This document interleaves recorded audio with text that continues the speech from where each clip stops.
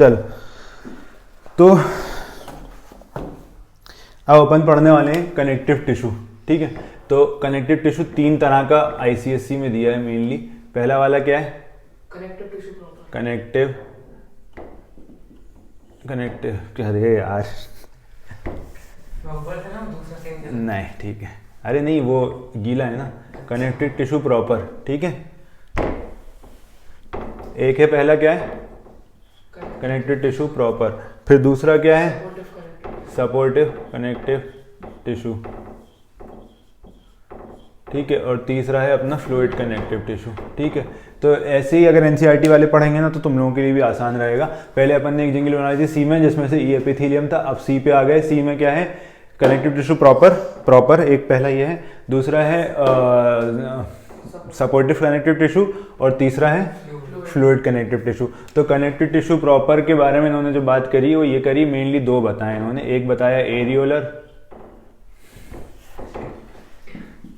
ठीक है, एक इन्होंने बताया एरियोलर, और दूसरा बताया एडिपोस। ठीक है, एडिपोस तुम लोगों को हम बता चुके हैं एक बार, अगर हल्का सा याद हो। याद है?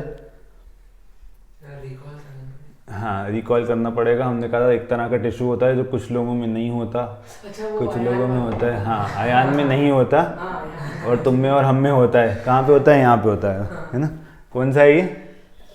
फैट। वैसे पूरी बॉडी में होता है, हर जगह है फैट, है ना? यहाँ पे भी है, यहाँ पे भी है, यहाँ पे भी, पूरी बॉडी में जनरलाइज्ड है।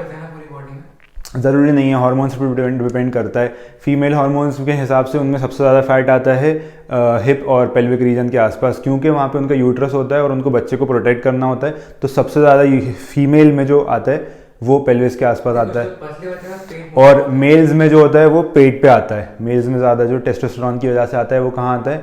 एब्डोमेन के ऊपर आता है। फीमेल्स में पेल्विक रीजन में और थाइज में जाता है, क्योंकि ये प्रोटेक्टिव चाहिए होता है जब आप बच्चे को कैरी कर रहे होते हो। ठीक है, तो इसकी वजह से ऐसे डिफ्रेंशिएट होता है। खैर, तो एडिपोस पूरी बॉडी में होता है, एक तरह से जनरलाइज्ड होता है। तुम्हारी मतलब बहुत ही कम ऐसी जगहें हैं जहाँ पे एडिपोस टिश्यू नहीं होता, बहुत ही कम। मतलब यहाँ पे भी हल्का हल्का होता है, और जो लोग मोटे होते जाते हैं उनके और ही ज़्यादा जनरलाइज्ड होता जाता है पूरी बॉडी में।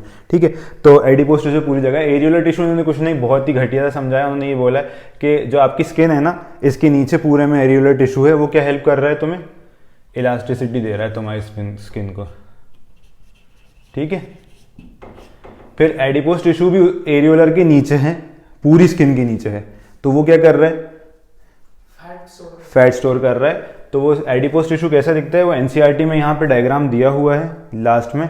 कुछ नहीं होता, एक मैट्रिक्स देखो। एक चीज़ और कनेक्टिव टिश्यू का हमेशा याद रखना, ये जो होता है, जैसे अपन ने एपिथेलियम पढ़ा था, ये एक बेसमेंट मेम्ब्रेन के ऊपर होता है। कनेक्टिव टिश्यू का मेन ये होता है कि ये एक मैट्रिक्स के अंदर होता है। मैट्रिक्स मतलब कोई भी एक ऐसी चीज़ जिसके अंदर चीज़ें डली हुई। मान लो जैसे एक जेली लाइक सब्सटेंस हो जाएगा, कभी वो जेल लाइक हो सकता है, कभी फ्लूइड हो सकता है, और बोन के मामले में बहुत ही कोई हार्ड और स्टिफ मैट्रिक्स हो सकता है। ठीक है, तो किसी भी मैट्रिक्स में पड़ा रहेगा। तो ये जो जैसे इसका एक मैट्रिक्स होगा, ऐसा एक कोई जगह होगी, इसमें ये एडिपोस टिश्यू क्या होते हैं? बहुत बड़े बड़े होते हैं, और इनमें कोने में क्या होगा? न्यूक्लियस होता है, और इसके अंदर पूरा क्या भरते हैं वो? कई बार इसी को एडिपोस टिश्यू को सिग्नेट रिंग टिश्यू भी बोलते हैं, या इवन सेल। हाँ, रिंग की तरह दिखता है, तो इसकी वजह से उसको यही बोलते हैं। ठीक है, तो हमेशा याद रखना, बड़े बड़े होते हैं, काफ़ी बड़े बड़े एडिपोस टिश्यू होते हैं। बड़े बड़े क्यों होते हैं? क्योंकि फैट स्टोर करना है उसको। ठीक है, समझ में आ गया? तो ये जो डायग्राम है एडिपोस टिश्यू का, वो हम वीडियो में डाल देंगे यहाँ पे, तो जब तुम लोग देखो तो तुम लोग देख लेना एडिपोस टिश्यू। इसके बाद अपन आ जाते हैं, कनेक्टिव टिश्यू प्रॉपर हो गया अपना। सपोर्टिव कनेक्टिव टिश्यू में क्या क्या आएगा तुम्हारे हिसाब से? जल्दी से बताओ। बोन्स आ गई, और टेंडन्स, कार्टिलेज।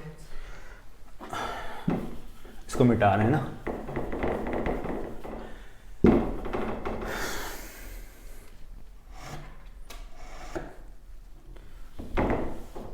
बोन्स आ गई, और कार्टिलेज आ गई, और लिगामेंट्स और टेंडन्स आ गए। टेंडन और लिगामेंट के बीच में डिफरेंशिएशन आता है, पता है क्या? पता नहीं है, लेकिन पता है कि डिफरेंस क्या है, वो पता है। क्या डिफरेंस है? एक होता है जो बोन को जॉइन करते हैं, बोन और मसल। ठीक है, तो कॉमन सी बात है, कोई भी जब भी अपन बोलते हैं कि कोई लिगामेंट टेयर हुआ है, टेंडन क्या होता है, टेंडन हमेशा याद रखो, ठीक है। टेंडन होता है कोई भी मसल, बेली है ना, ये मसल है ना, जैसे तुम्हारे बाइसेप्स का मसल है, हमेशा बस कैसा रहता है, बेली होती है इसकी एक, है ना। तो बेली के बाद एक ऐसी वाइट कलर की चीज़ होती है, कई जगह देखा होगा तुम लोगों ने, कभी भी तुम्हारे घर में मीट आया होगा तो ये चीज़ देखी होगी ना, मसल से अटैच्ड एक वाइट कलर की चीज़ होती है, फाइब्रस, बहुत ज़्यादा, बहुत हार्ड। हाँ, उसको काट नहीं पाते, मतलब उसको तोड़ नहीं सकते आप हड्डी की तरह, उसको काटना ही पड़ता है बहुत मुश्किल से, बहुत ही खतरनाक फाइबर्स होते हैं। तो वो क्या होते हैं, टेंडन्स। तो फिर टेंडन्स क्या हो गए, बोन से कनेक्ट करने वाले, और दो बोन्स के बीच में, जैसे अपनी ये वाली बोन और इस वाली बोन के बीच में एक यहाँ पे लिगामेंट होता है, ठीक है। यूजुअली जब अपना पैर यूं मुड़ता है ना फुटबॉल में, इवर्जन में मुड़ता है, यूं मुड़ता है, हाँ, तो उनको क्या बोलता है, लिगामेंट बोलते हैं। तो लिगामेंट्स किसके बीच में हो गए, बोन्स और बोन के बीच में, ठीक है। तो ये भी हमेशा के लिए याद करना है।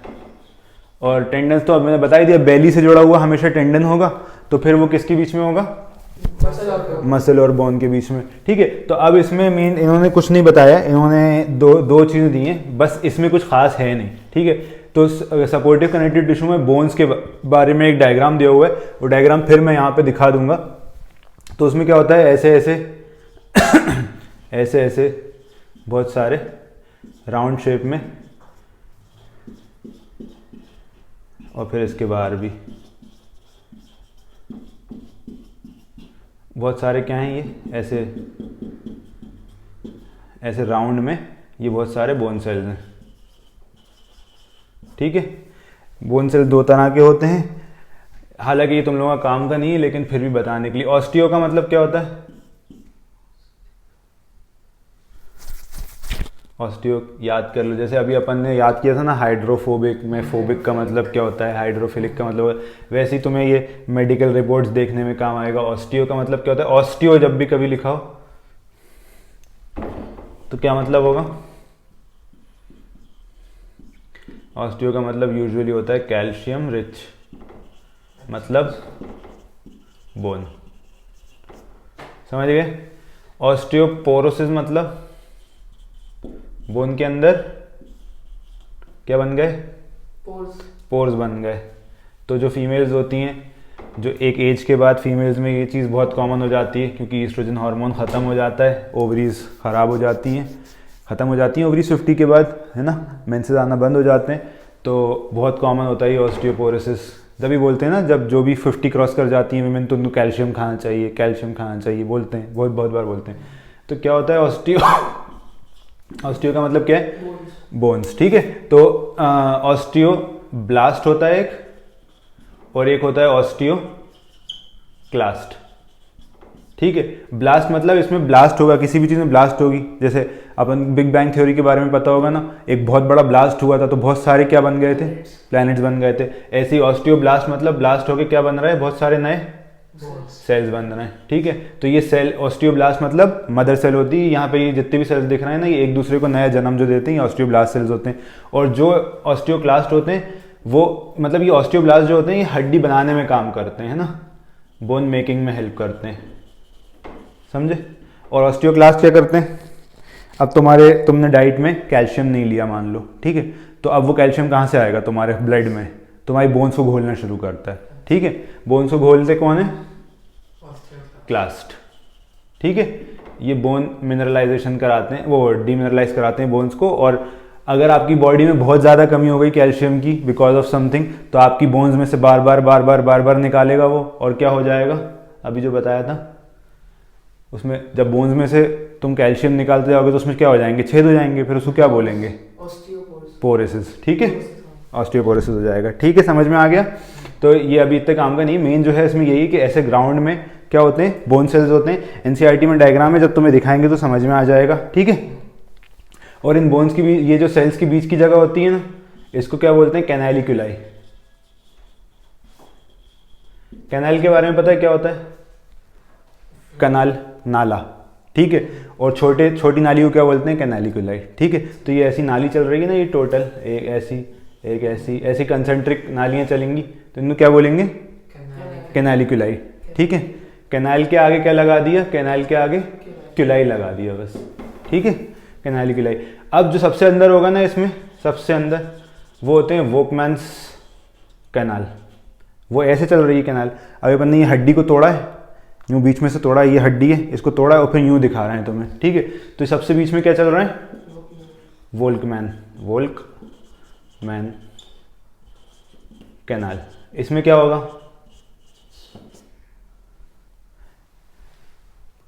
ये हड्डी है, इसके अंदर क्या होगा, आर्टरी और वेन होंगी, यहाँ से क्या न्यूट्रिशन स्प्रेड होगा पूरी बोन में, ठीक है, समझ में आ गया, सिंपल है।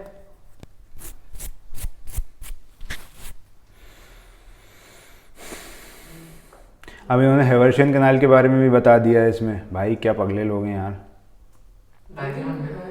डायग्राम में जो आपने अभी वोल्कमैन बताया ना, वो इसमें लेबल करा हुआ हेवर्शियन कैनाल।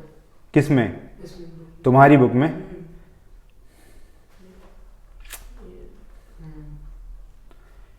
पगले हैं वो लोग थोड़े से, क्या ही बोलें, लेकिन हम दिखाओ तुम्हारे फिर वोकमैन के किसको बोला है? हो सकता है इन्होंने हेवर्शियन कैनाल के अंदर फिर वोकमैन बोला हो, दिखाओ। देखो इसमें ऑस्टियोब्लास्ट के बारे में तो दिया हुआ है तुम्हारी किताब में, है ना, called both living cells are mass and organic salts, बस इतना ही दिया है। फालतू के डायग्राम में ना कंफ्यूज करते हैं बच्चों को। अबे ये बोन का सेल है, मतलब बोन का टिश्यू है ये, अच्छा। और टिश्यू के अंदर ये सेल्स हैं, समझ रहे हो। बोन मैरो की अभी बात ही नहीं हो रही यहाँ पे समझे, बोन मैरो आएगा बोन में। बोन क्या है, एक तरह से एक ऑर्गन है, अच्छा। और उसके अंदर क्या है, ये टिश्यू है। तो ये अपन क्या पढ़ रहे हैं, कनेक्टिव टिश्यू। तो ये क्या है, टिश्यू है ये। अब बहुत सारे टिश्यूज मिलेंगे तो क्या बनेगी, बोन बनेगा ये वाला टिश्यू की बात हो रही है ना अभी। तो बहुत सारे बोन्स मिलेंगे तो क्या बनेगा, बहुत सारे बोन मिलेंगे तो इंसान बनेगा, स्केलेटन। ठीक है चलो, ठीक है। तो तुम एक काम करते हैं, इस डायग्राम को एक बार और पढ़ा देंगे लास्ट में, अभी इसको छोड़ दो, ठीक है। हम खुद पढ़ेंगे फिर तुम्हें पढ़ाएंगे कि तुम्हारी किताबों में कितना दिया हुआ है, ठीक है। इसमें भी एनसीईआरटी में भी जो डायग्राम दिया है ना, उसको यही बोला है इन्होंने। नहीं, हाँ, हेवर्शियन कैनाल बोला है एक जगह कैनाली क्यूलाई, उसको हर कहीं कुछ भी मार्क करके बोल दिया, ठीक है। तो इसकी वजह से कोई सेंस नहीं है तुम लोग ऐसे पढ़ा। कॉन्सेंट्रिक लेमेले उसी को बोल रहे हैं वो, कैनाली क्यूलाई के आसपास की जगह जो है ना। लेमेले किसको बोल रहे हैं वो लोग, कॉन्सेंट्रिक, जो तुम्हारे सेल्स बताए थे ना हमने, ऐसे ऐसे इनकी जो लेयर है ना, इसको कॉन्सेंट्रिक लेमेले बोलना है ये, ठीक है। और उन दो लेयर्स के बीच की जो जगह है उसको क्या बोल रहे हैं, कैनाली क्यूलाई, है ना। और जो सबसे अंदर है उसको वो क्या बोल रहे हैं, हेवर्शियन कैनाल।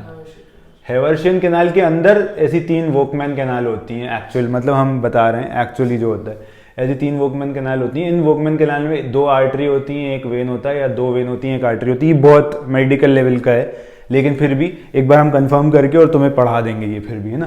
तो खैर ये हो गया। अब इसके बाद एक और होता है, अपन ने क्या क्या पढ़ लिया अभी, एरियोलर पढ़ लिया, एडिपोस पढ़ लिया। ये कौन से तरह का था, कनेक्टेड टिश्यू प्रॉपर था वो, सीटीपी, ठीक है। सीटीपी में क्या थे, 2 सीटीपी में क्या थे, 2 एरियोलर कनेक्टिव टिश्यू प्रॉपर और एडिपोस कनेक्टिव टिश्यू प्रॉपर, ठीक है। इसको एरियोलर लिख लो और इसको एडिपोस। अब मत भूलना, भूल जाते तो तुम लोग बीच बीच में। फिर क्या था, सपोर्टिव कनेक्टिव टिश्यू प्रॉपर, या सिर्फ सपोर्टिव कनेक्टिव टिश्यू ही बोलो। फिर आ गया सपोर्टिव कनेक्टिव टिश्यू। ये कितना था, बोन और कार्टिलेज। बोन पढ़ लिया, कार्टिलेज पढ़ना है, और ठीक है, लिगामेंट टेंडन के बारे में बता ही दिया तुमको, है ना। तो इसको तो हटा दो, ये पढ़ लिया, बोन पढ़ लिया। अब बचा क्या, कार्टिलेज बताए। तो कार्टिलेज जो होता है ये काहे से बनता है, कार्टिलेज। जैसे अभी अपन ने बोन का एक नाम पढ़ा था, वो क्या था, ऑस्टियो। ऑस्टियो, ठीक है, ऐसे ही कहीं भी कॉन्ड्रो होगा ना, कॉन्ड्रो, तो क्या होगा? कार्टिलेज। एक तुम्हारा इसका नेक्स्ट चैप्टर एनसीईआरटी में है, डाइवर्सिटी इन लिविंग ऑर्गेनिजम्स, ठीक है। तो उसमें एक ग्रुप आता है पूरा जिसका नाम होता है क्या? कॉन्ड्रिक्थाइस, ठीक है। कॉन्ड्रिक्थाइस होती हैं शार्क्स, यूजुअली जो शार्क्स होती हैं, तो शार्क्स में हड्डी नहीं होती, वो पूरी किसकी बनी होती हैं? कार्टिलेज की, ठीक है। तो इसकी वजह से उन्हें क्या बोलते हैं? कॉन्ड्रिक्थाइस, ठीक है। तो कॉन्ड्रो मतलब क्या होता है? कार्टिलेज, ठीक है, याद कर लो। ऑस्टियो मतलब बोन, कॉन्ड्रो मतलब कार्टिलेज, ठीक है। इन्होंने ये क्या दे दिया? सी दिया है हाइलीन, डी दिया है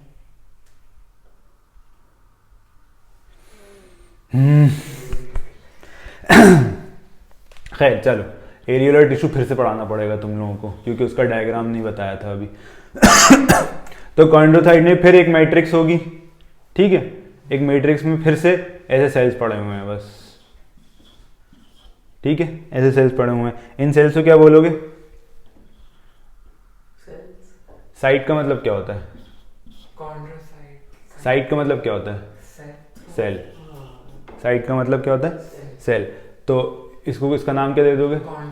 कॉन्ड्रोसाइट। और इसके सेल्स को क्या बोल दो? ऑस्टियोसाइट। ये कितने तरह के होते हैं? कौन कौन से? ब्लास्ट और क्लास्ट, ठीक है। ब्लास्ट क्या करता है? नए सेल बनवाता है, और क्लास्ट क्या करता है? कैल्शियम निकलवाता है ना, कैल्शियम खुदवाता है और निकाल के बाहर फेंकता है, ठीक है। समझ में आ गया? सिंपल था यहाँ तक। और इसको क्या बोलेंगे? ये जो मैट्रिक्स है, दो चीज होती है, एक तो कॉन्ड्रो भी बोलते हैं और दूसरा क्या होता है? हाइलीन। कोई मसला नहीं, 20% से कम हो गई होगी, ठीक है। तो पहला वाला क्या हो गया? कॉन्ड्रोथाइस, कॉन्ड्रिक्थाइस तो वहां पहुंच गए अपन। पहला वाला अपन ने क्या पढ़ा था? बोन, बोन को ऑस्टियो, ऑस्टियो से ऑस्टियोसाइट, ठीक है। इसमें आ गया कार्टिलेज, कार्टिलेज मतलब कॉन्ड्रो, कॉन्ड्रो मतलब फिर कॉन्ड्रोसाइट। और इसको क्या बोलेंगे? जो मैट्रिक्स है इसको बोलते हैं हाइलीन मैट्रिक्स। हाइलीन जो होती है, जैसे जो भी कार्टिलेज होती है ना, अलग अलग तरह की कार्टिलेजेस होती हैं, ठीक है। ब्लू कार्टिलेज होती है, एक हाइलीन कार्टिलेज होती है। तो यूजुअली अपनी ह्यूमन बॉडी में जो मैक्सिमम प्रेजेंट होती है ना, वो हाइलीन कार्टिलेज होती है। जैसे तुम्हारी ये नोज हो गई ना, ये नोज, एक तुम्हारा ऊपर की तरफ बोनी पार्ट है नोज का, और उसके नीचे एक फ्लेक्सिबल पार्ट है, वो हाइलीन कार्टिलेज का बना हुआ है। ये जो सेप्टम है, ये हाइलीन कार्टिलेज का बना हुआ है, ठीक है। तो ये चीज़ें हैं। तो इसी को क्या बोलते हैं? हाइलीन क्या? मैट्रिक्स, ठीक है। और इसके अंदर जो ये सेल्स पड़े हुए हैं इनको क्या बोलते हैं? कॉन्ड्रोसाइट, ठीक है। चॉन्ड्रोसाइट बोल लो, ठीक है, ज़्यादा अच्छा है। हाँ गुड, सही है, ठीक है। ये हो गया। अब एक बार एरियोलर टिश्यू वापस पढ़ना पड़ेगा क्योंकि इसमें दिया हुआ है डायग्राम, और डायग्राम को तुम्हें थोड़ा सा समझना पड़ेगा। तो एरियोलर टिश्यू का डायग्राम तुम किताब नहीं लेके आए? एरियोलर टिश्यू का डायग्राम थोड़ा सा देखना पड़ेगा। चलो पहले यहाँ बना लेते हैं, फिर उसको समझा देंगे, ठीक है। तो अब मान लो कि ये फाइबर्स हैं, बहुत सारे ऐसे पड़े हुए हैं, एरियोलर टिश्यू में पड़े हुए हैं, और ये उनके ऊपर उनकी मदर सेल है, मतलब जो इनको क्या करती है? बनाती है। तो इसको क्या बोलोगे? ये फाइबर है और ये बनाती है, बनाने वाले को क्या बोलते हैं? नहीं, अभी बताया था यहाँ पे, ब्लास्ट है ना।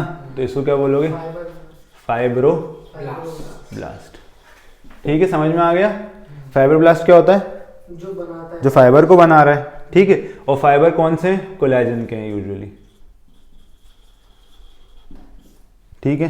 कोलेजन क्या होता है? कोलेजन एक तरह का ऐसा मटेरियल होता है जिससे अपने ये चीज़ें बनती हैं मैक्सिमम। जैसे कि ये मान लो लिगामेंट टेंडन भी अपने कोलेजन के बनते हैं, कार्टिलेज में भी थोड़ा बहुत कोलेजन होता है। और ये कोलेजन बनवाने में सबसे ज़्यादा अच्छा मिनरल जो होता है, जो हेल्प करता है, उसका नाम क्या होता है? Vitamin C. इसीलिए जब अपने लगती है ना चोट, तो कैल्शियम और विटामिन डी के अलावा विटामिन सी भी ज़रूरी होती है। जब भी लिगामेंट में मोच आती है ना, मोच आई, पैर मोड़ा, तो विटामिन सी खाना बहुत ज़रूरी होता है, क्योंकि वो किस चीज़ में हेल्प करता है? कोलेजन बनाने में, ठीक है। कोलेजन जल्दी बनेगा तो जल्दी रिकवरी होगी तुम्हारी। जो भी चीज़ या तो टीयर हुई है, या उसमें क्रैक आया है, या पूरी टूट के अलग हो गई तो फिर जुड़ के, ठीक है। तो जो भी था तो इतना था, ठीक है। इसके अलावा इसमें बहुत सारे छोटे मोटे चीज़ें होती हैं। एक इसमें चीज़ दी हुई है कि इसमें मास्ट सेल होते हैं। इसको मास्ट की जगह बोला करो मस्त सेल, ठीक है, ठीक है। मास्ट सेल को हमेशा मस्त सेल से याद रखना। ये होते हैं एकदम मस्त। ये क्या करते हैं, इनका काम क्या होता है, इस मैट्रिक्स में जो भी आके फंसेगा ना गलत चीज़ आउट ऑफ द बॉडी, तो क्या करेंगे, ये खा जाएंगे उसको, मार देंगे उसको, खा जाएंगे। हाँ, एक तरह से बड़े लाइसोसोम्स हैं ये, मान लो इनको, ठीक है, मास्ट सेल्स जो होते हैं। और एक और चीज़ होती है, ये मास्ट सेल्स यूजुअली ये एलर्जिक रिएक्शन में हेल्प करते हैं, ठीक है। एक एलर्जन आया, इन्होंने उसको अपने अंदर लिया, लेकिन फिर उसके बाद इन्होंने उसको तो ले लिया अपने अंदर, लेकिन आसपास क्या करते हैं, एलर्जी क्रिएट करते हैं। एलर्जी में क्या होता है, एलर्जी मेनली क्या चीज़ होती है कि अपना वेजो डायलेशन हो जाता है। हर चीज़ जो है ना, जैसे अपना ब्लड प्रेशर कम हो जाएगा, सारी वेन्स और आर्टरीज को फुला देता है, इन्फ्लेमेशन क्रिएट कर देता है, वेजो डायलेशन क्रिएट कर देता है। तो ये मास्ट सेल यूजुअली किस चीज़ से वो होता है, एलर्जी से रिलेटेड होता है मेनली। अभी के लिए इतना बस काफ़ी है, इतना काफ़ी। एक होता है, एक और होता है, वो थोड़ा ऐसा होता है, ये होते हैं बड़े मैक्रोफाज। मैक्रो मतलब बड़ा, माइक्रो मतलब छोटा, ठीक है। तो मैक्रोफाज मतलब फेज, मतलब फेजी मतलब क्या होता है,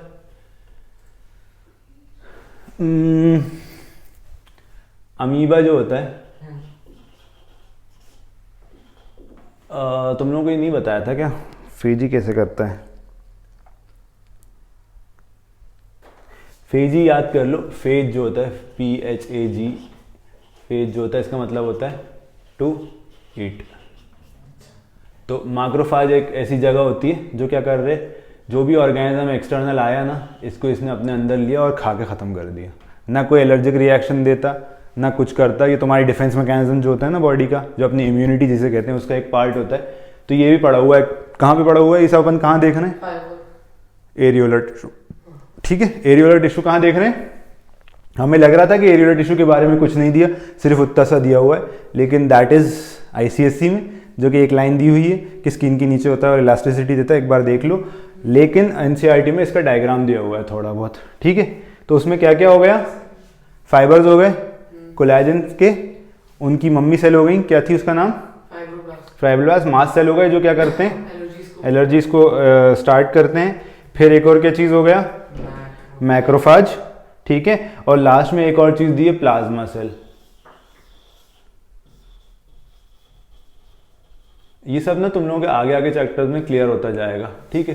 प्लाज्मा सेल क्या करता है, ये मास्ट सेल तो होता है, एलर्जीज हटाता है ना, एलर्जीज क्रिएट करता है, एलर्जन लेकिन अपने अंदर खा जाता है। एलर्जन मतलब क्या होता है, एलर्जी जनरेटिंग एलर्जन।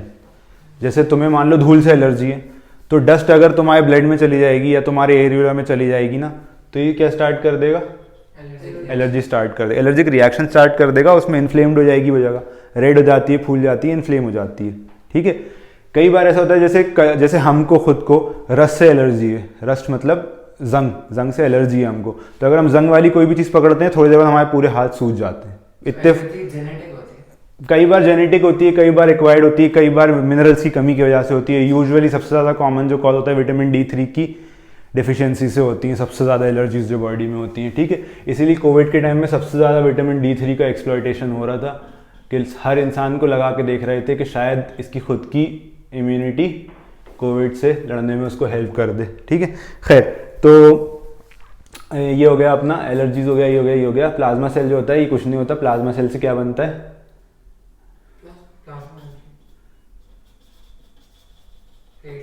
प्लेटलेट्स बनते हैं, ठीक है।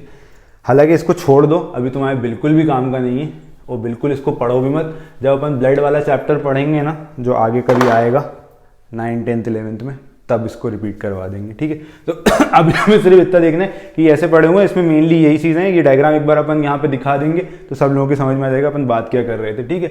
फाइब्रोब्लास्ट समझ में आ गया, ये हो गया अपना क्या क्या खत्म हो गया, बोन खत्म हो गई, कार्टिलेज खत्म हो गया, लिगामेंट टेंडन खत्म हो गया, एरियोलर टिश्यू भी खत्म हो गया, एडिपोज बता ही दिया था, है ना। तो ये सारे हो गए। अब किस पे आ रहे हैं अपन लोग, जल्दी से बताओ किस पे पढ़ना है, फ्लूइड कनेक्टिव टिश्यू।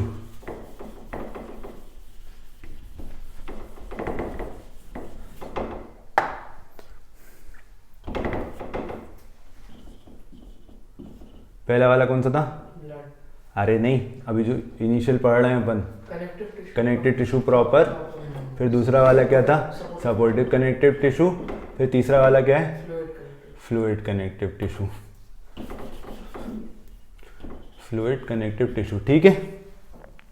तो भाई साहब ये जो फ्लूइड कनेक्टिव टिश्यू होता है इसमें दो ही चीज़ें दी हैं, एक क्या दिया है ब्लड और दूसरा क्या दिया है लिम्फ दिया है। अब थोड़ा सा ये समझना पड़ेगा कि है क्या, ठीक है, थोड़ा सा ध्यान देना। ब्लड में कुछ नहीं है, तीन चीज़ें। पहली चीज़ क्या है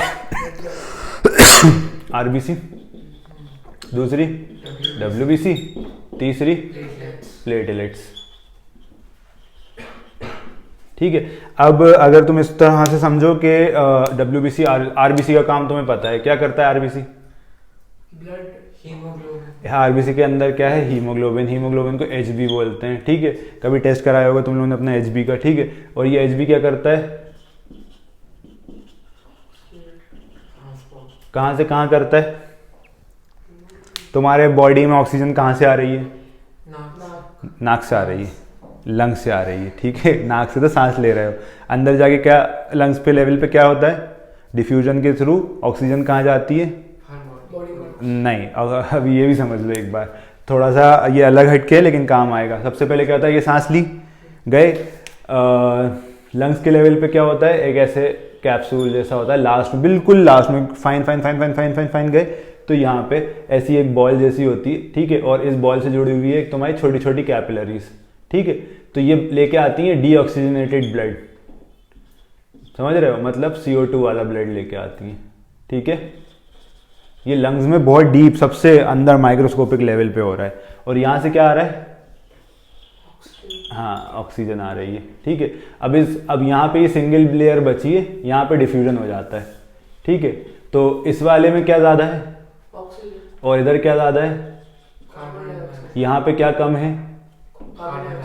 हाँ यहाँ पे क्या कम है? Carbon dioxide. और यहाँ पे क्या ज़्यादा है? कम है ऑक्सीजन। तो ऑक्सीजन कहाँ से कहाँ जाएगी? ज़्यादा से कम की तरफ और CO2 कम से ज़्यादा की तरफ। तो CO2 लंग्स में चली गई और ऑक्सीजन कहाँ चली गई? कैपिलरीज में, ठीक है। तो समझ में आ गया, ये एक्सचेंज हो गया यहाँ पे, ठीक है। फिर CO2 अपन ने एक्सेल कर दी, ठीक है। और अगली साइकिल में वापस ऑक्सीजन अंदर ले ली।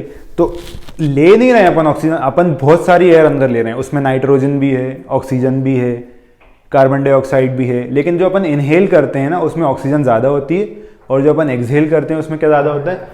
कार्बन डाइऑक्साइड ज़्यादा होता है, ठीक है। तो ये समझ में आ गया। अब ये यहाँ से कैपिलरीज जाके कैपिलरीज जुड़ के क्या बनती हैं? आर्टरीज या वेन्स बनती हैं, ठीक है। तो ये जुड़ के एक वेन जुड़ के एक तरह की आर्टरी बनती है। तो वो आर्टरी कहाँ जाती है? उस आर्टरी को क्या बोलते होंगे? Anything related to lungs is called pulmonary, ठीक है। ये भी याद कर लो, ठीक है। तो कहाँ पे पहुंचे? पल्मोनरी आर्टरी में गई। पल्मोनरी आर्टरी कहाँ किस में खुलती है जाके पता है? हाँ पल्मोनरी आर्टरी जाती है हार्ट में, ठीक है। फिर हार्ट में से पल्मोनरी आर्टरी सॉरी उल्टा बता दिया हमने, पल्मोनरी वेन जो होती है ना वो फ्रेश ब्लड लेके जाती है। ये बहुत बड़ा लोचा है, मतलब पूरी बॉडी में क्या लेके जा रहा है अपने? रेड वाला जो ब्लड होता है, जो ऑक्सीजनेटेड ब्लड होता है, वो कौन लेके जाता है पूरी बॉडी में? आर्टरीज, ठीक है, हमेशा के लिए याद कर लो। और लंग्स में उल्टा होता है, इसमें ऑक्सीजनेटेड ब्लड कौन लेके जा रहा है और कहाँ लेके जा रहे हैं? हार्ट में। हार्ट में भी स्पेशली कहाँ लेके जा रहा है? Left atrium. और फिर वहां से कहाँ जा रहा है? Left ventricle. और फिर वहां से कहाँ जा रहा है? अओर्टा। सबसे बड़ी आर्टरी होती है सबसे बड़ी बॉडी की, जो निकलती है यहाँ से, हार्ट से फौरन निकलती है और फिर यहाँ से पूरी बॉडी में डिस्ट्रीब्यूट होता है ये ब्लड। तो अभी समझ में आ गया ना? इसी प्रोसेस को क्या बोलते हैं? इस प्रोसेस को एक नहीं, रेस्पिरेशन तो हो गया, यहीं पे ख़त्म हो गया था रेस्पिरेशन, ये यहाँ ख़त्म हो गया था रेस्पिरेशन, ठीक है। एक कॉन्सेप्ट दिया है, शायद 9th की किताब में दिया है कि नहीं दिया, या तो 10th में दिया है शायद।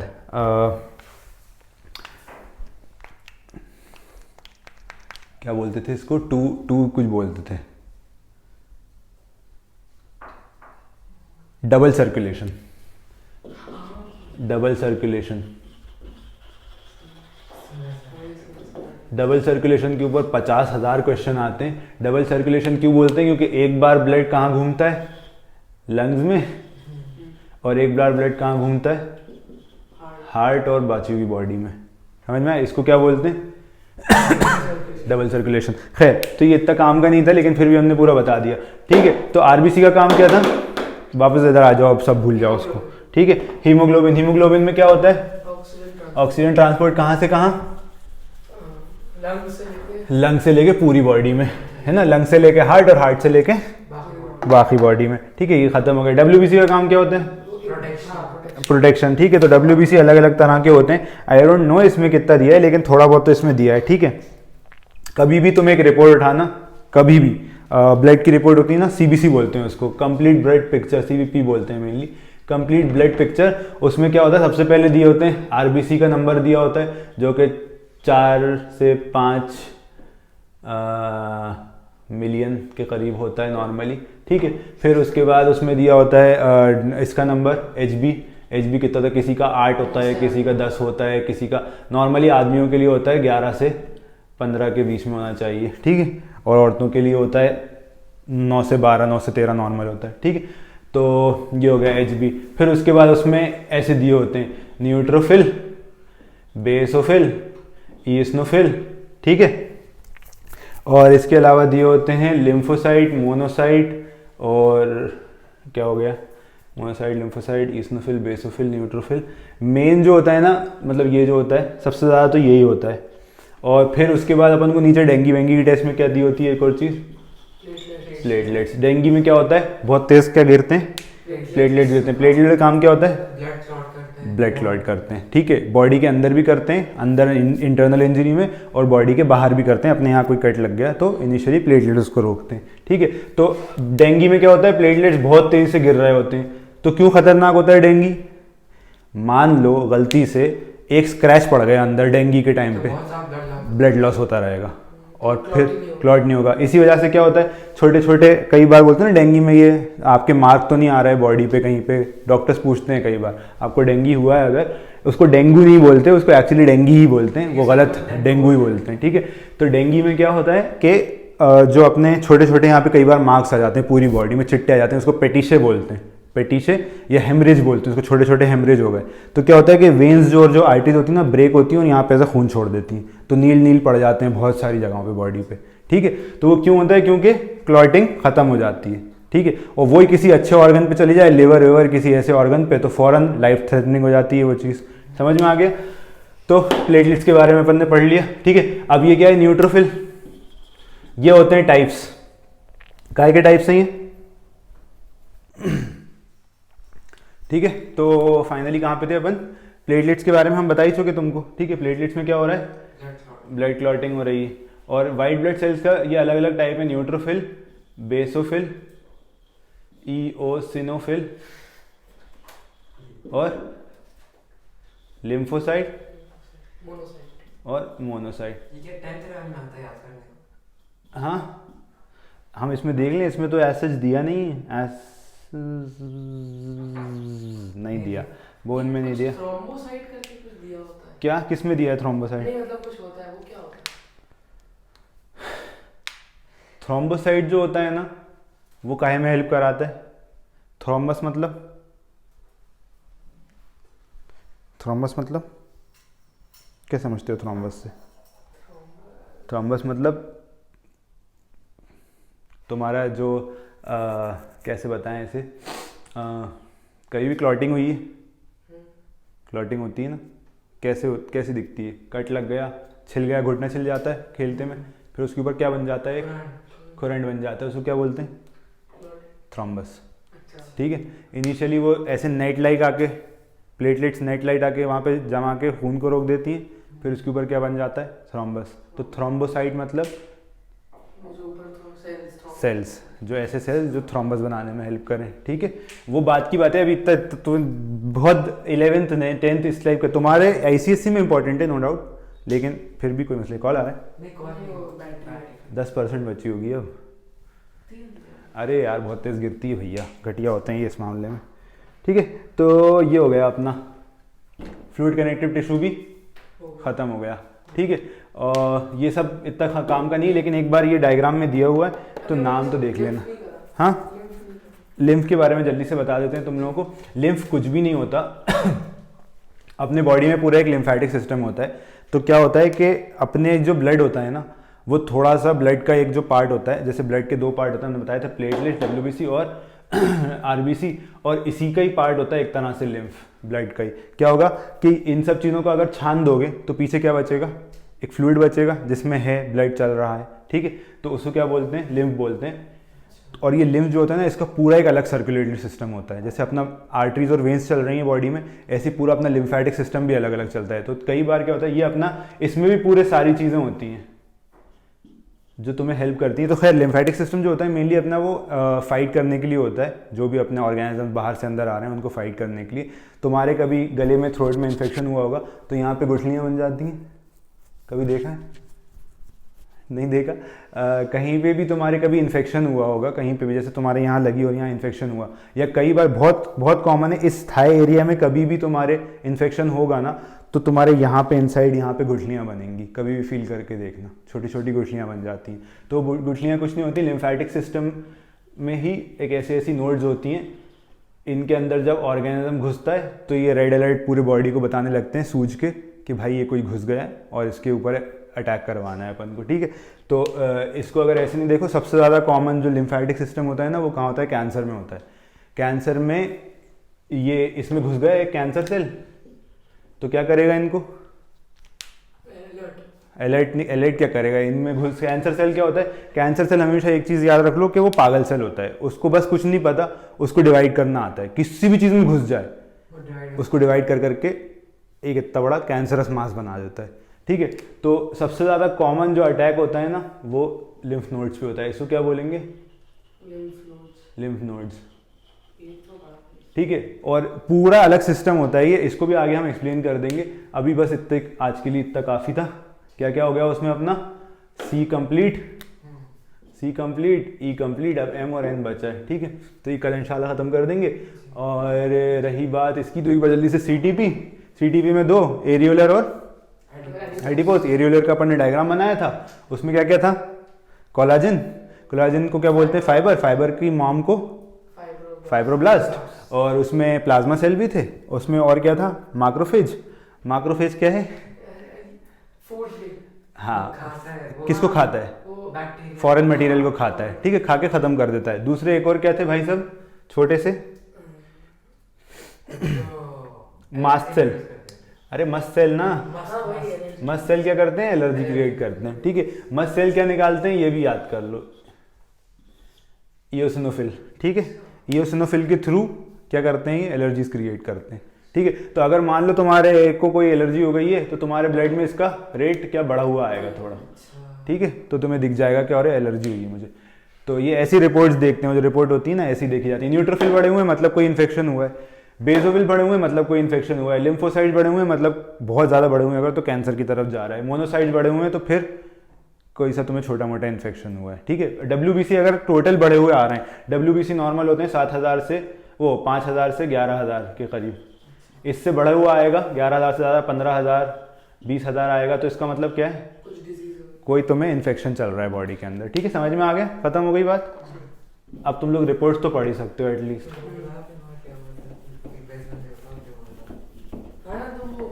स्किन में वो डेफिशिएंसी हो गई है, कौन सी, विटिलिगो कहाँ से हो गया तुम्हें? हाँ जी, तो कल क्या क्या पढ़ लिया था, कनेक्टिव टिश्यू पढ़ लिया था अपन थे। सबसे पहले वापस रिवाइज कर लें एक बार एनिमल टिश्यू पे, ठीक है। एनिमल टिश्यू में क्या क्या पढ़ लिया था, खैर इसको ऐसे नहीं करके वैसे ही बनाते हैं जो अपन ने याद किया, ठीक है। CMEN, ठीक है। तो पहला था एपिथेलियल, ठीक है। एपिथेलियल में क्या क्या पढ़ा था,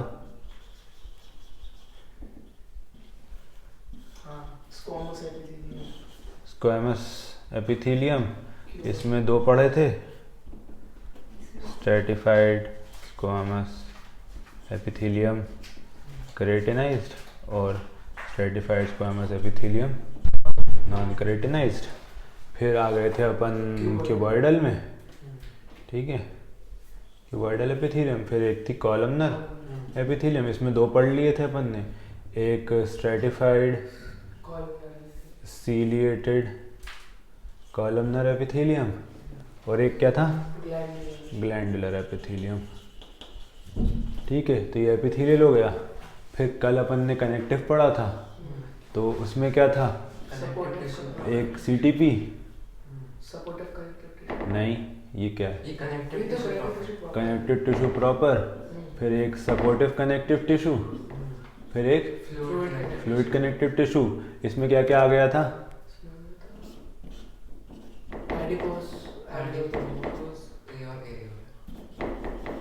एडिपोस क्या है, फैट सेल्स, मतलब फैट स्टोर करने वाला टिश्यू।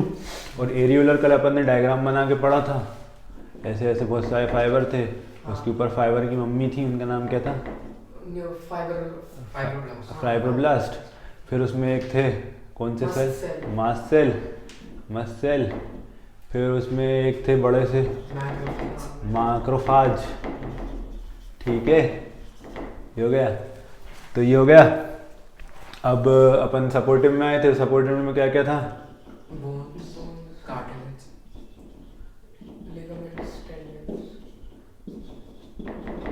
टेंडन किसको जोड़ता है, हाँ, और लिगामेंट है ना, इसको ऐसे याद कर लो, BBL, bone to bone ligament. ठीक है, वैसे तो याद हो ही जाएगा, लेकिन ऐसे भी याद कर सकते हो BBL से। ठीक है, ये हो गया, ये हो गया, ये हो गया। बोन का दूसरा नाम क्या होता है, ऑस्टियो। हाँ, और इसका कॉन्ड्रो। ठीक है, ये हो गया पूरा कंप्लीट। अब क्या बचा है अपना, M क्या है, मस्कुलर, और N क्या है, नर्वस। ये हो गया। अब आज अपन मस्कुलर पढ़ने वाले हैं। ठीक है,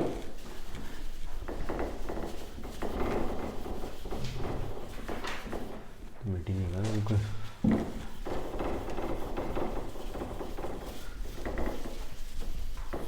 अब इसको गीला करना पड़ेगा, ऐसे करना, गीला करके वॉश बेसन पे इसको यूं कर देना। ठीक है, हाँ कर दो। ठीक है, तो अब अपन आ गए हैं कौन से फाइनल, दो बचे हैं, एक बचा है जो है वो मस्कुलर टिश्यू। तो ये हम तुम्हें पहले ही बता चुके हैं, अच्छे से याद होगा तुम लोगों को। 3 टाइप का होता है। किन 3 टाइप्स का होता है, सबसे पहले आतिफ, स्ट्राइटेड, या एक ही बात है, स्ट्रिएटेड, स्वेलिंग देख लेंगे अपन। स्ट्रिएटेड,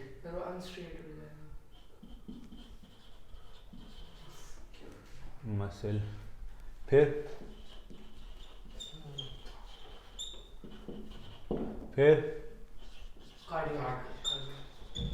कार्डियक मसल की खासियत क्या थी, क्यों नहीं थकता, 50% ब्रेक ऐसा।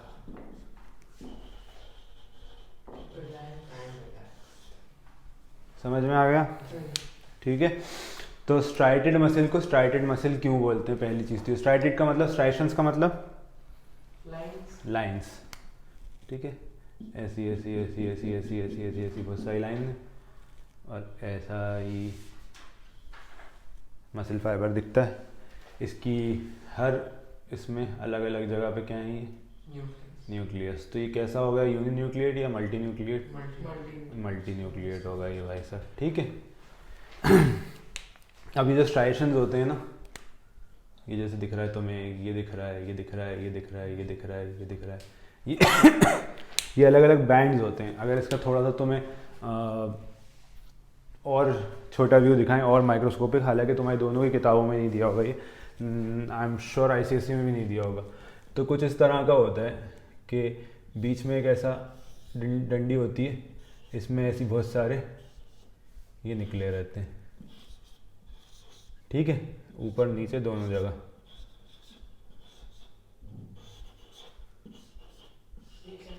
ठीक है, अभी ये सब बात की बातें हैं। ठीक है, और फिर यहाँ पे ऐसे ऐसे अलग अलग फाइबर्स होते हैं, एक ऐसा, एक ऐसा, एक ऐसा, ठीक है। और ये जो बीच की खाली जगह है ना, ये अपन इसका बहुत ही माइक्रोस्कोपिक उठा के देख रहे हैं, ठीक है। इतने से पार्ट का देख रहे हैं, फाइबर के भी अंदर के इतने से पार्ट का फुल माइक्रोस्कोपिक। तो ये जो होती है ना चीज़ें, इनको क्या बोलते हैं? मायोसिन। मसल से रिलेटेड कोई भी चीज़ होगी ना तो मायो होगी, MYO, ठीक है। कितनी तुम दवाएं देखी होंगी, कभी तुम्हारे हाथ पैर में लगी हो, कभी तुम्हारे लिगामेंट में पेन हुआ हो तो मायोस्पास करके ऐसी ऐसी मायो करके दवाएं आती हैं ना, वो सब मसल से रिलेटेड होती हैं। उन सब में मसल रिलैक्सेंट्स होते हैं। किसी भी दवा के आगे MR लिखा हुआ है, मतलब मान लो डाइक्लोफेनाक MR लिखा हुआ है, तो MR मतलब क्या है? मसल रिलैक्सेंट, ठीक है। तो ये म्योसिन फाइबर्स होते हैं। और ये जो फाइबर दिख रहे हैं ना ऐसे वाले, ये एक्टिन फाइबर्स होते हैं, ठीक है। फिर इन पे आके ATP जुड़ता है, ठीक है। तो ये क्या करते हैं, इसको अपने अंदर चिपकाते हैं, और ये जो म्योसिन है ना ये खींचता है यूँ, ठीक है। तो ये खींचेगा तो ये बैंड और ज़्यादा पास आ जाएगा, तो ये बैंड कम छोटे होते रहते हैं। इन्हीं के खींचने से मसल एज अ होल पूरा खींचता हुआ काम करता है। तो ये इस मूवमेंट को क्या कहते हैं? कॉन्ट्रैक्शन। किसके लेवल पे कॉन्ट्रैक्शन है ये? दो मसल के ग्रुप होते हैं हमेशा। एक एगोनिस्ट मसल होता है, मतलब कोई भी जो काम कर रहा है, किसी भी चीज़ के साथ काम करना एगोनिस्ट होता है, और किसी भी चीज़ के अगेंस्ट काम करना एंटागोनिस्ट होता है, ठीक है। तो अभी ये वाले मूवमेंट में क्या हो रहा है, कौन सा मसल कॉन्ट्रैक्ट हो रहा है? बाइसेप्स। और रिलैक्स कौन सा हो रहा है? ट्राइसेप्स। अब हमें यहाँ से कॉन्ट्रैक्ट करेंगे ट्राइसेप्स को, तो कॉन्ट्रैक्ट कौन सा हुआ? ट्राइसेप्स। और रिलैक्स कौन सा हुआ? बाइसेप्स, ठीक है। समझ में आ गया? तो ऐसे ही यहाँ पे इसको पास करते हैं तो ये ऐसे बैंड्स आ जाते हैं, जैसे ये बैंड दिख रहा है ना बीच में, इधर भी और बैंड्स होते हैं। तो खैर तुम्हें मेन जो ये दिख रहा है ये बस बैंड, हम ये समझा रहे हैं कि स्ट्राइटेड कैसे होता है। ये बहुत डीप की बात है, ये 11th में पढ़ते हैं, ठीक है। तो अभी तुम्हें ये समझ में आ गया स्ट्राइटेड मसल कैसा है? मल्टी न्यूक्लिएटेड है, स्ट्राइटेड है, ठीक है। और कैसा है? इसके अलावा और क्या अलग है बाकी चीज़ों से इसमें? अब 1 मिनट पहले स्मूथ में पढ़ा के हम पहले कार्डियक पढ़ा रहे हैं। स्ट्राइटेड कार्डियक भी है,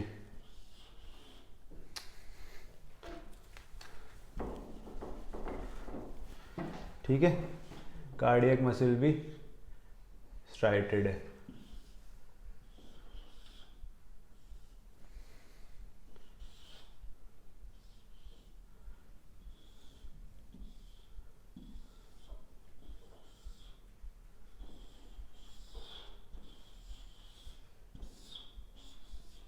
ठीक है, पर वो ऐसा दिखता है, ठीक है। इसके बाद इसमें स्ट्राइशंस भी हैं, और इसमें ऐसे वाले स्ट्राइशन भी होते हैं, ऐसे भी हैं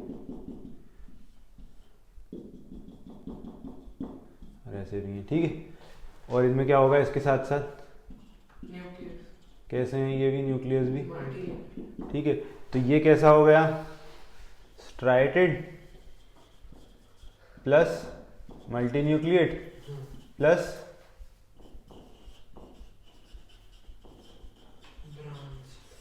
ब्रांच्ड। और ये वाला कैसा है? मल्टी न्यूक्लिएट प्लस ट्राइटेड और अनब्रांच्ड, ठीक है। समझ में आ गया? अनब्रांच्ड, ब्रांच्ड, दोनों मल्टी न्यूक्लिएट, दोनों स्ट्राइटेड। अब ये अभी कौन से बचे? Smooth muscle. स्मूथ मसल कैसे होते हैं? इस शेप को क्या बोलते हैं? स्पिंडल शेप, ठीक है। ये ऐसे एक दूसरे से पास ऐसे ही चिपके रहते हैं, ठीक है। इनका और प्लस ये वाले मसल कैसे होते हैं? एक लास्ट चीज जो है, ये कैसे हैं?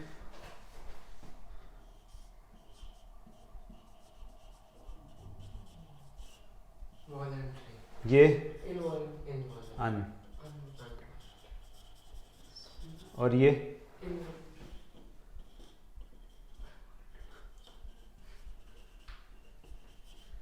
ठीक है। समझ में आ गया? अनवॉलेंट्री। इस क्रिएटेड मसल में एक और चीज दी थी, क्या बताओ? सार्कोलेमा। सार्कोलेमा जैसे अपन ने टिश्यूज़ में पढ़ा था, कोई से भी टिश्यू में, जैसे अपन ने कनेक्टिव टिश्यू प्रॉपर में पढ़ा था, मैट्रिक्स होता है एक हर टिश्यू का। तो ऐसे ही मसल फाइबर का मैट्रिक्स क्या है? सार्कोलेमा, ठीक है। पर तुम्हारे में क्या दिया हुआ है इसके बारे में बता देना, हम उसके भी पढ़ा देंगे तुमको उस हिसाब से, ठीक है।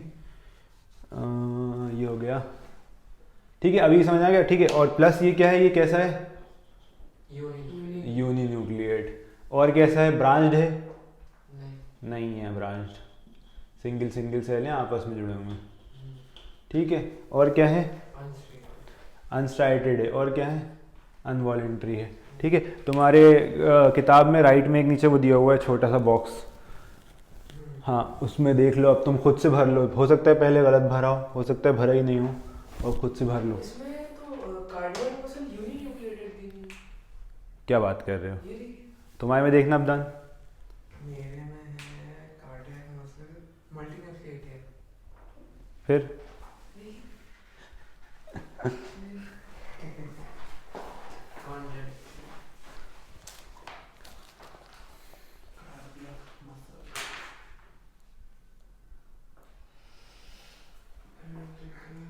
इसके बारे में पढ़ना पड़ेगा यार, हमने तो मल्टी न्यूक्लिएट ही पढ़ा है हमेशा, पर सचमुच में क्या होता है ये देखना पड़ेगा। अरे इसमें कोई लिखा है क्या, कि heart muscle cells are cylindrical branch and uninucleate. अच्छा मैं सेल बोल रहे हैं यार, सेल के लेवल पे बता रहे हैं। मसल फाइबर का सेल जो है वो मल्टी न्यूक्लिएट है, इसका भी सेल यूनी न्यूक्लिएट है, हाँ इसका भी सेल यूनी न्यूक्लिएट होगा, सॉरी यार। ये देखो जैसे इसमें ये बोल रहे हैं कि पूरा मसल फाइबर का एक सेल है, इसका अंदर का पार्ट ये बताया था हमने, ठीक है। तो ये मल्टी न्यूक्लिएट है, एक में कई सारे न्यूक्लियसेस हैं। इसमें इन्होंने ये बताया है कि जैसे ये जो अपन ने मार्किंग करी है ना, ये अलग अलग सेल्स का बना हुआ है, इतने बड़े बड़े बॉक्सेस का, और फिर ऐसा है, ठीक है। तो ये हमारी गलती है, उसकी गलती नहीं है, सॉरी, ठीक है। तो ये न्यूक्लिएट ही है, ठीक है। तो ऐसा है, तो यूनी न्यूक्लिएट ही होगा, सॉरी।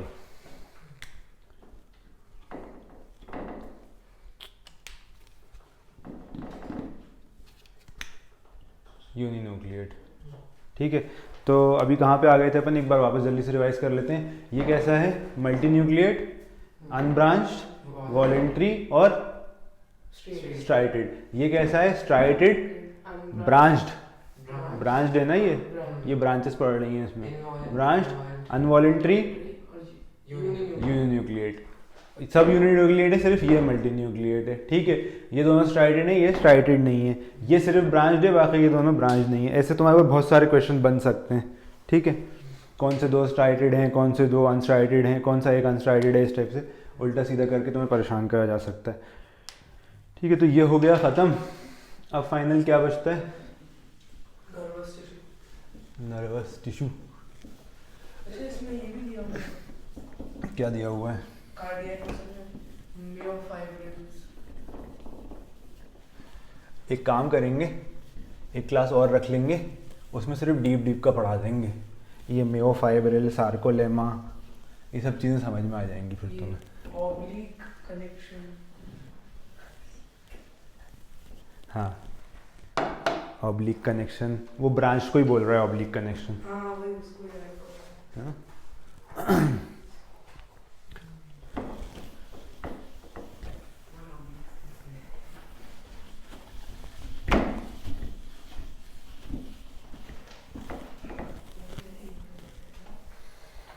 चलो लास्ट, इसके बाद एक फाइनल जल्दी से, हाँ ठीक है। नर्वस टिश्यू, तो नर्वस टिश्यू के बारे में बताया था हमने, अलग अलग प्रकार का होता है, अलग अलग जगहों पे देखने को मिलता है, पर मेनली जो तुम्हारे एनसीईआरटी में दिया हुआ है वो क्या है, नर्वस टिश्यू जो दिया हुआ है वो मेनली एक नर्वस न्यूरॉन की बात करिए। न्यूरॉन क्या होता है, नर्व सेल। हाँ नर्व सेल, मतलब जो नर्वस टिश्यू का सबसे छोटा पार्ट है वो है नर्व सेल। तो एक नर्व सेल कैसा दिखता है, न्यूरॉन की तरह दिखता है। तो सबसे पहले उस न्यूरॉन के डायग्राम को समझ लेते हैं, है ना। तो भाई ऐसा कुछ दिखता है,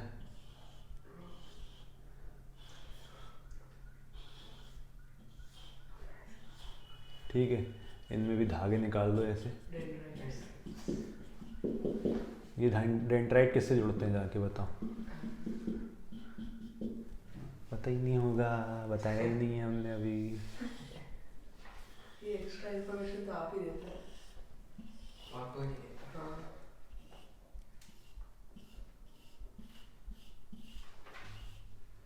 ठीक है, ये क्या हो गया? न्यूक्लियस। ये क्या हो गया? साइटोप्लाज्म। हाँ, साइटोप्लाज्म। ये है अपना न्यूक्लियस, ये हैं अपने डेंड्राइट्स। ठीक है। ये क्या है पूरा? एक्सॉन। एक्सॉन। इसके बाहर कुछ चीज़ें होती हैं, उसको क्या बोलते हैं? वो नोड्स नहीं। हाँ, नोड्स तो इनके बीच की जगह को बोलेंगे ना, हमने बताया था। ये इस जगह को बोलेंगे ना नोड। Nodes of रैनवीयर। ये क्या है?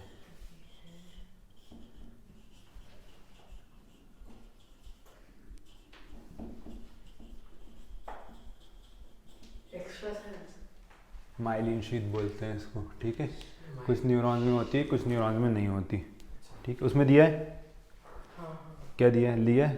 हाँ, माइलिन शीथ। और क्या दिया है बताओ? Neurolemma, nucleus, nodes of Ranvier. Nodes of granulation में क्या दिया है? यहाँ पे दिए हैं? नहीं, ये तो नेसल ग्रैन्यूल्स थी। हाँ, क्या दिया है इसको? नेसल ग्रैन्यूल्स।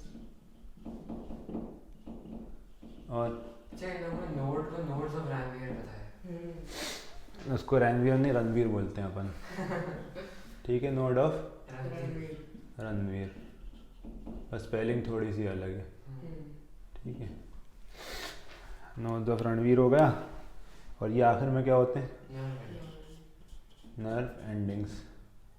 अब तुम खुद इमेजिन करो, निसल ग्रैन्यूल में क्या बता रहे हैं, क्या रखा हुआ है? पढ़ो उसके बारे में।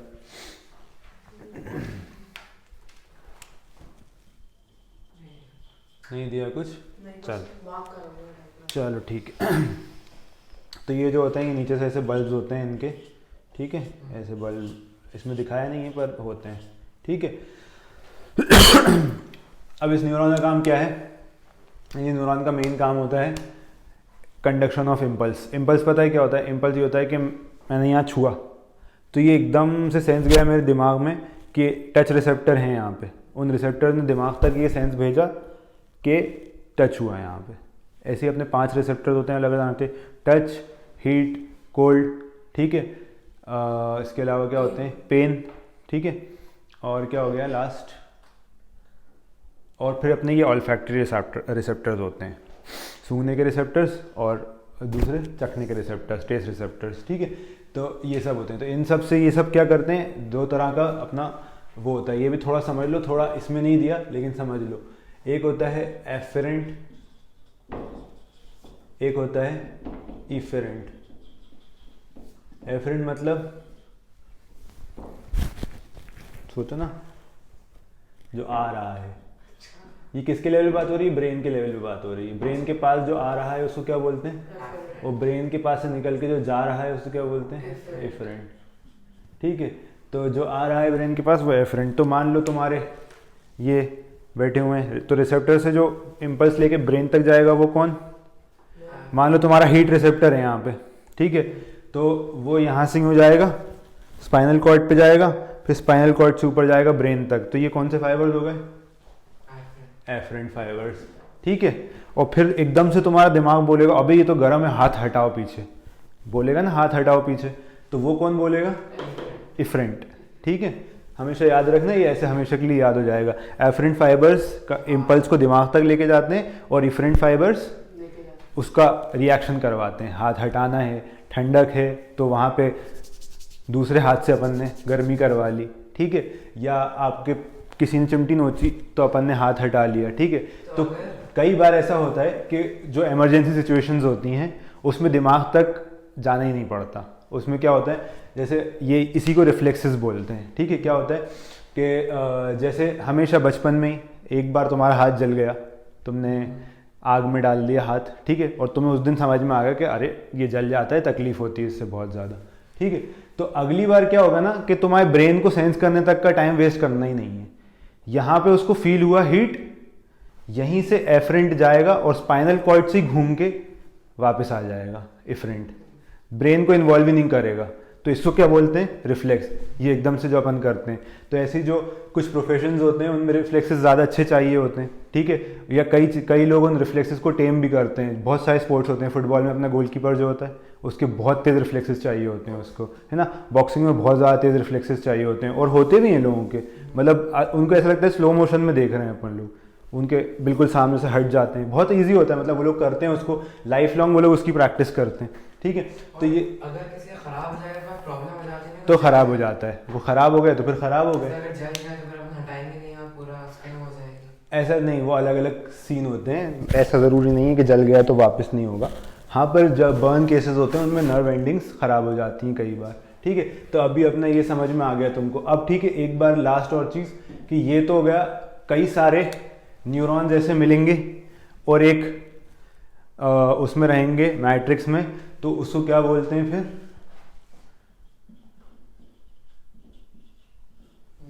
नर्व, ठीक है। येलो कलर की बनाते हैं ह्यूमन बॉडी में यूजुअली डायग्राम जब बनाते हैं। और अगर कभी देखोगे किसी की नर्व, हम कभी दिखाएंगे, हमारे पास फोटोज रखे हुए हैं जो हमने फर्स्ट ईयर में कैडेवर के ऊपर जो भी किया है ना, उसमें नर्व जो होती हैं वो येलो कलर की या वाइट कलर की दिखती हैं, ठीक है। तो उनमें बहुत सारे क्या होते हैं, ऐसे सेल्स होते हैं, ये सब आपस में जुड़े रहते हैं। ये कई बार कितने कितने लंबे तक हो सकते हैं?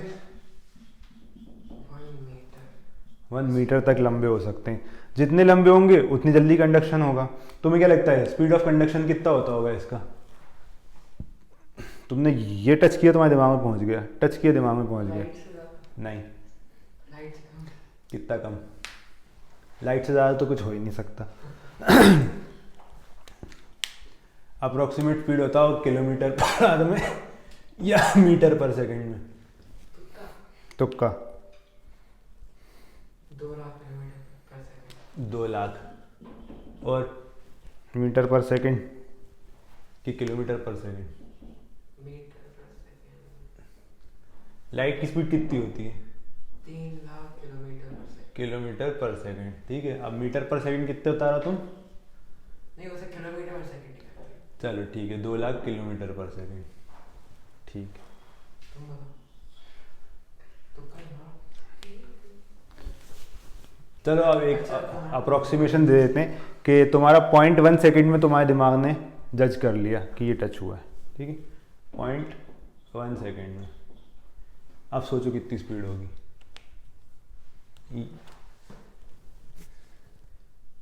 1/10 ऑफ सेकंड में तुम्हारे दिमाग ने जज कर लिया, मान लो। मतलब हालांकि इतनी ज़्यादा तो नहीं होती, 0.01 मान लो, 1/100th of a second.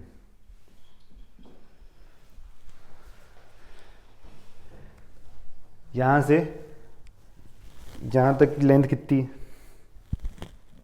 Total? 1.5 metre, ठीक है। तो स्पीड कितनी होगी? मान लो 1 मीटर ही मान लेते हैं अपन, ठीक है। और हम क्या बोल रहे हैं, 1/100 ऑफ अ सेकेंड में पहुंच गई, तो स्पीड कितनी हुई? 100 मीटर पर सेकंड। तो स्पीड कितनी होती है ट्रांसफ़र की? इसको क्या बोलते हैं? कंडक्शन ऑफ, इसको जो ये कंडक्शन हो रहा है जो यहाँ से जा रहा है, इम्पल्स बोलते हैं इसको, ठीक है। तो इम्पल्स की स्पीड कितनी होती है? 100 से 200 मीटर पर सेकंड, ठीक है। ये याद हो गया। कैसे होता है? यहाँ से एक सब्सटेंस, इसके ऊपर भी एक न्यूरॉन है, इसके ऊपर के न्यूरॉन के जो ये हैं नर्व एंडिंग्स, वो यहाँ पड़े हुए हैं, ठीक है। उन्होंने एक चीज़ छोड़ी यहाँ से, उसको बोलते हैं ACH, एसिटाइल कोलिन, पता है, एक न्यूरोट्रांसमीटर है ये, ठीक है। तो उसने वो चीज़ छोड़ता है, फिर वो ये उठाते हैं, फिर ये इम्पल्स को आगे चलाते हैं, फिर ये छोड़ेंगे तो अगला वाला डेंड्राइट उठा लेगा उसको, ठीक है। समझ में आ गया? तो ऐसे कंडक्शन होता है। तो कई सारे ये लोग मिलके अपने एक मैट्रिक्स में क्या कहलाते हैं? नर्व, ठीक है। बस इतना ही था इसमें नर्वस टिश्यू में। इसमें